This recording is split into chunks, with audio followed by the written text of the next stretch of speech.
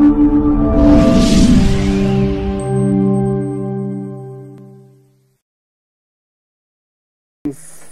the reason of this meeting.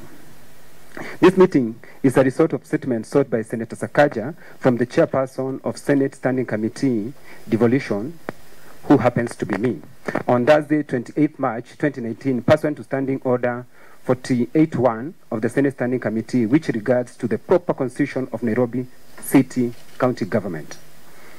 In this statement, the Senator requested the committee to, 1, explain why the county executive had been operating without deputy governor for the last 15 months in contravention of Article 179(1) and 2 of the Constitution, and state measures put in place to address this matter. 2, explain why the county government had been operating without the required number of county executive committee members, and state the measures put in place to correct this situation.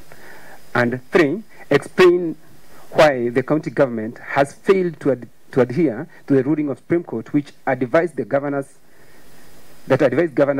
should nominate fresh nominees within 14 days to replace their deputies who resign, die in office, or are impeached.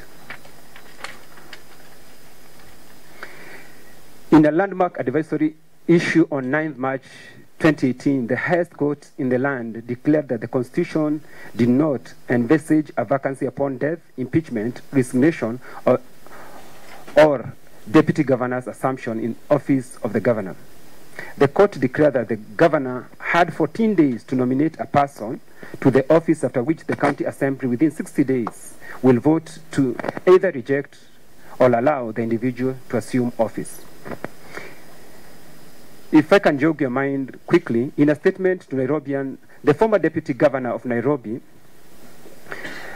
and I quote, he said, "Dear Nairobians, it is with heavy heart that I resign my seat as elected deputy governor of Nairobi City County effective at 1 p.m. on 31st January 2018. I regret I have failed to earn the trust of the governor to enable me to drive administration and management of the county. Without fear, favor, or ill will, I step down to avoid abusing or betraying my oath of office to Kenyans, Nairobians, and my family. Thank you for the encouraging support given to me so far. Nairobi County has therefore not had a deputy governor since 31st January 2018. Nyeri County, which had been in a similar situation, adhered to the Supreme Court advisory when Governor Kahiga nominated Ms. Karo Karugu to fill the position of deputy governor on April 12, 2018. She was sworn in as deputy governor on May 2018, which begs the question: is the governor of Nairobi above the law in following the Supreme Court advisory? 2, what is the real motive of the governor for not appointing a deputy governor? Governor, I would like you to tell the committee and the citizen of Nairobi County why you still have not appointed the deputy governor and what you intend to do about it. Thank you. Thank you, Mr. Chair. Mr. Chair, before I see this issue, bearing in mind the drafters and the writers of the Constitution were very clear you should have a deputy governor. And to confirm, allow me, then you will respond. Yes.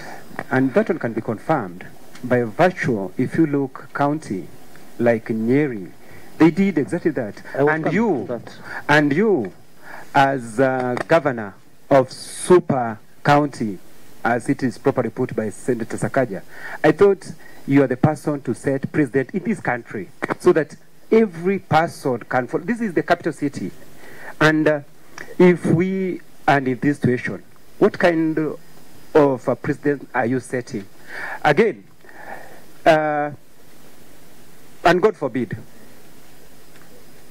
assume something happens. You know, the purpose of a deputy governor is to deputize you. That one is known.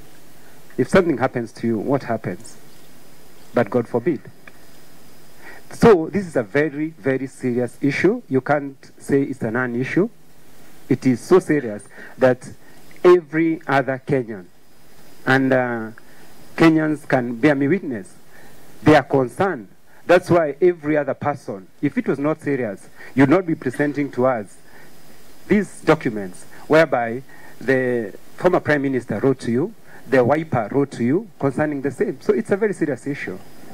And by your words, you have said that you had tried to bring somebody on board because you knew it's important. It cannot again change to become a non-issue when you had indicated to us that it is you have a goodwill. All of a sudden you're saying it's not a non-issue. Allow me to lay that one issue to rest. It is true, beyond any shadow of doubt, that Governor Mike Sonko is a friend of mine. And exactly 2 years ago, and it's a throwback, photo, and that is in jest. But, Mr. Chair, I think it's important for us and for the governor and his team to understand that some of these are just constitutional rules that have to be played. If a matter is brought to my attention or that concerns Nairobi, it does not depend on our friendship. I cannot tell the people of Nairobi that this one we dealt with in the evening with my friend. There's a reason I'm in this house, to be able to prosecute those issues. And this sitting chair, the tone needs to be set right. It is not an adversarial proceeding. It is not, that the governor is being lambasted or being blamed for anything.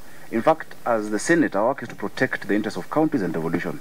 So the governor is supposed to come and tell us, the Senate, and ideally, if the workings were proper, that my senator, there's this issue, how do we solve, where is this bill?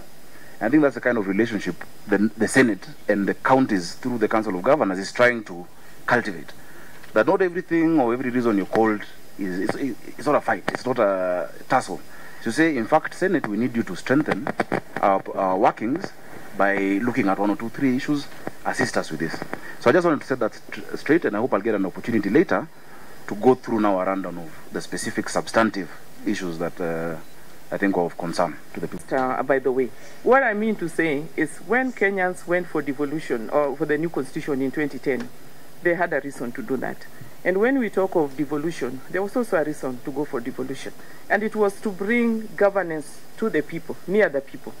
And for service delivery, you've seen that the relationship that we want to create between the county governments and the Senate is for service delivery. It's not a fight, it's not a competition. So I'm so disappointed that you would say that when we invite you to come, it is a non-issue. It's not a non-issue. And it's not about us. It is about the service delivery. Now, if you look at the county of Nairobi, you always talk of recurrent. Why is there recurrent? Because you have the seats that were created by the devolution. Then you had the municipal or the county council. Then you had the seconded. So it means that all the seats that were created by the constitution, they are necessary. So if there is need, and Kenyans would want to, because I don't belong to Nairobi County, but I reside here. So Kenyans are asking and they want to know why this is not happening. Because there's also a lot of issues pending on service delivery. So people are wondering, is it because of the absence of some of these seats that we don't get enough or we don't get what we are expecting from our county? So, Mr. Governor, please treat this with seriousness. Know it is a constitutional issue and know that it is in the spirit of devolution that all these seats were created, and it is for the general good of the people of Nairobi and the people of Kenya generally. See, this will be as a precedence for all counties. Thank you.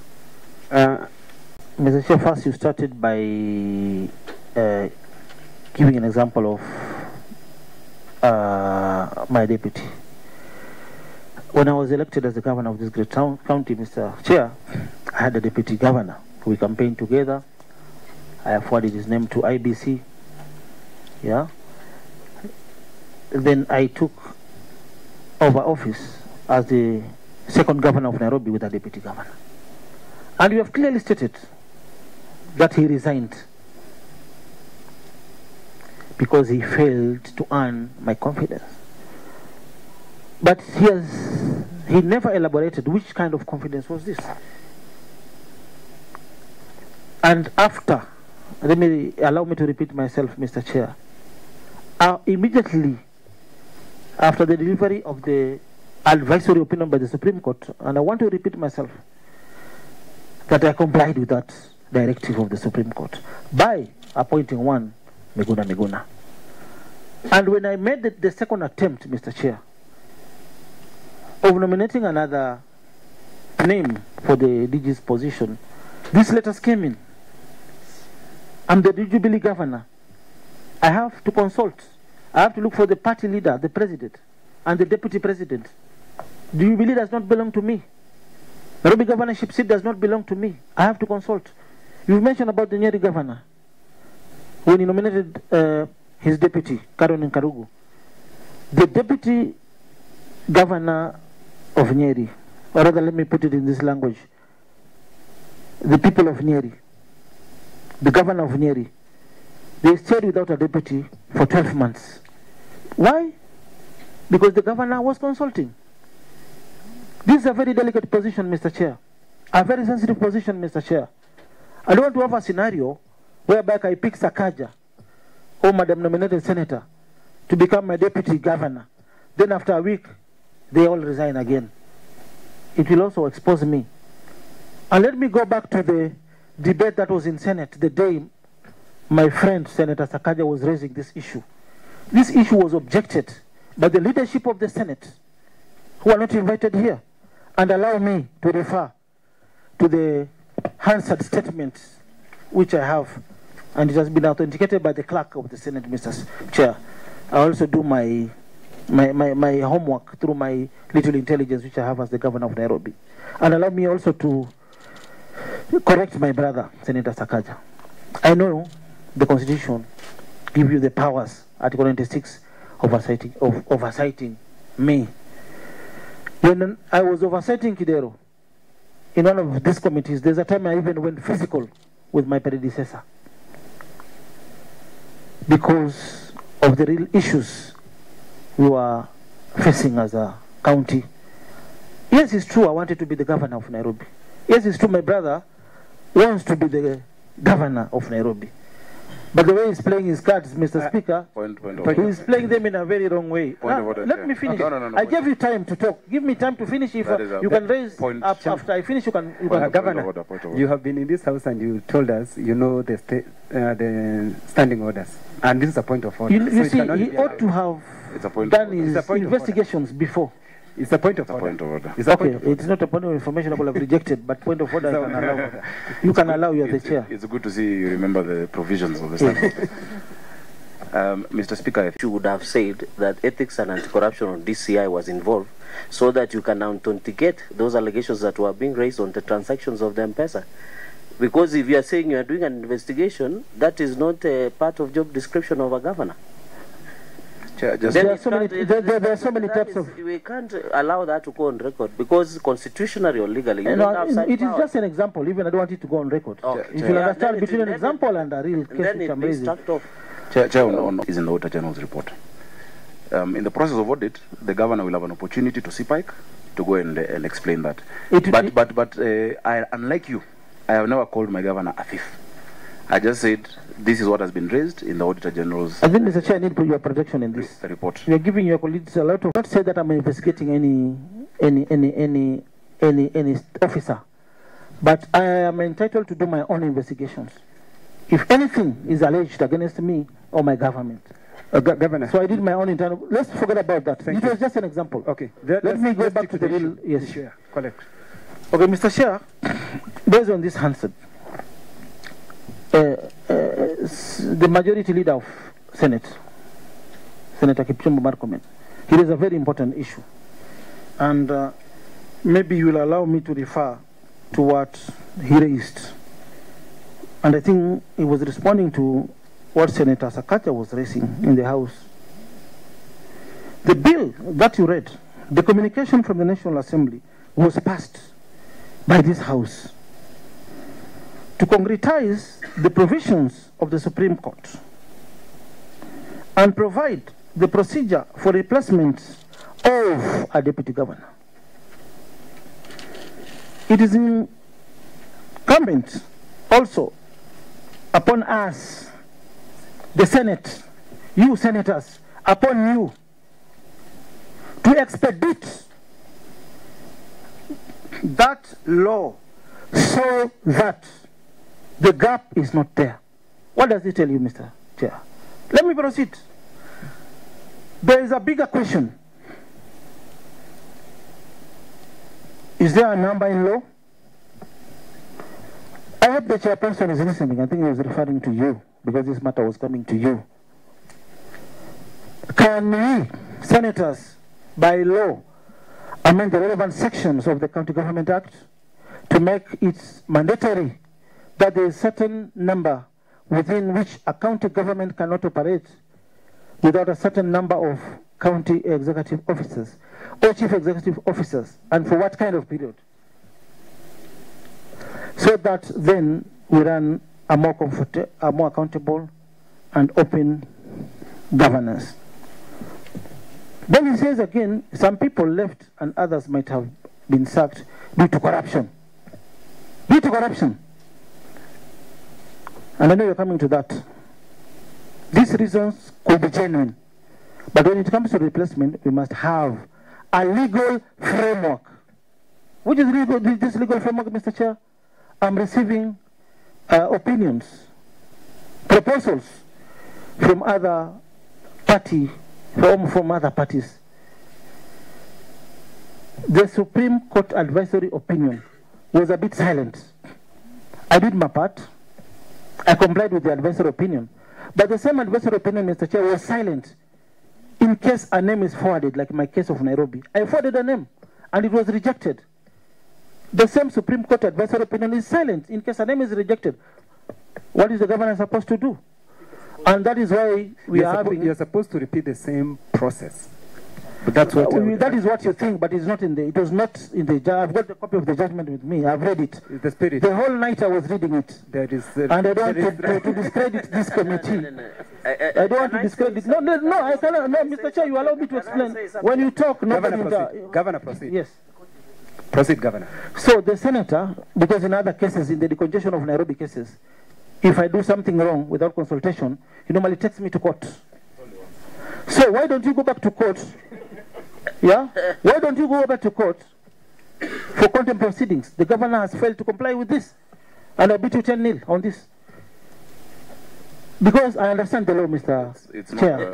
It's not a competition. It's not 10-0 and 5-0. It's not about that. You know, even I'm happy. The distinguished senator from Muranga is here, and he's an advocate. He can guide us. I think there is no advocate here. Let me guide this. First, you have to withdraw your statement. The first statement you said that the leadership of the House was not invited. Kangata is in the leadership of the House and he's seated here. Oh, he has just come. He's seated here. So your statement is supposed to be withdrawn. He's seated here. Okay, Mr. Chair, let me defend myself. You cannot just accuse me, my friends. You cannot just accuse me and you don't give me time to defend myself. Even in courts, an accused person is always put on defense to defend himself. I'll not allow this to happen. Unless I respect all the senators in this House. But now you want maybe to provoke me, which I'll not allow that one to happen. No one has intention of... I'm addressing this House with a lot of decorum, a lot of respect. So when I defend myself, allow me to exhaust my points before you pick on another point. We're not in Jeff Konanga show here, Jeff KL. Excuse me?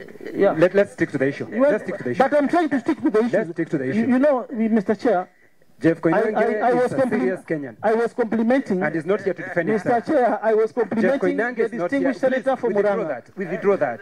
I will not... Jeff Koinange. Mr. Chair, for now, I will not withdraw it until I'm had in Musho, Monishinde, and I will withdraw. For now, I will not... Proceed. Okay, let me proceed, Mr. Chair. And maybe let me apologize, maybe if you're taking me wrong. But I was once a senator in this House. I understand how committee business is being handled. I was complimenting the distinguished senator from Muranga because he's an advocate. And when the senator of Nairobi raised this issue on the floor of the House, he said, and I want to quote him, the answer is here, that there is no legislation which is giving you senators powers to compel the governor of Nairobi to nominate a deputy governor. There's no time frame. And that is why we want this particular bill, this county government amendment bill, to be passed, 2017 to be passed and assented to by the president. But at the moment, as we sit here, there is a crisis. The national government has rejected some of your recommendations. The matter is pending before mediation committee. From there, once you agree or disagree, then the recommendations will be forwarded to the president to accent this particular bill. But for now, Sio Sheria, and me, I'm seeking for your guidance as senators because the Article 96 of the Constitution empowers you to oversight us. I'm ready to be oversighted, but we must have a healthy oversight. You don't just introduce laws into my mouth, or because we are sitting in this committee, you want to abuse your powers by compelling me to nominate a deputy governor. And there are no time frames. I have no. I have complied with those. If I'm Governor, let the senator go to the Supreme Court. Governor, our question was simple. We had asked. So I understand law, Mr. Chair. Vizuri zaidi. Yeah. I understand the law vizuri zaidi. So with my little knowledge of the law, what I know, this was just an advisory. It was not a decree. It was not a judgment. It is not binding. Even though we know the Supreme Court is superior than all the lower courts, the Court of Appeal, the High Court, and all the lower courts. I respect that, Mr. Chair. And that is why, Mr. Chair, I had to nominate a deputy governor. And I want to repeat myself, Mr. Chair, I don't know why we're going back to that. And the more times you take me back to that, I will respond the same. I repeat my response. I respect this House. I respect the rule of law, Mr. Chair. And that is why immediately after the delivery of the advisory opinion, I nominated Miguna. The county assembly rejected his name, Mr. Chair. When I was about to nominate another name, Kalonzo Musyoka called me, Raila Odinga called me, my party leader called me. Listen to what Raila is telling you. Listen to what Kalonzo is telling, is proposing. And I've tabled letters to show goodwill. I'm not just creating my own fabrications here, Mr. Chair. I've tabled letters, Mr. Chair. I'm yet to consult. Nairobi does not belong to Sonko. Jubilee does not belong to me. I'm a Jubilee governor. I need to consult. If Nyeri governor, in fact the first Nyeri governor, after the first governor died, the deputy governor who took over office, he stayed for 8 months without his deputy because he was consulting. What are you have to put it in law. It has to be passed by the president. I depend on you. I depend on your oversight. But at the moment, there is no legal framework. Senators, you do it, I comply. But for now, there is nothing I'm defying. Do it, I swear I'll comply. I respect this House. Because the position is, the finding by the Supreme Court on this issue was advisory. It is not binding. And he's an advocate of the High Court. He can speak for himself. It is not binding. And advice...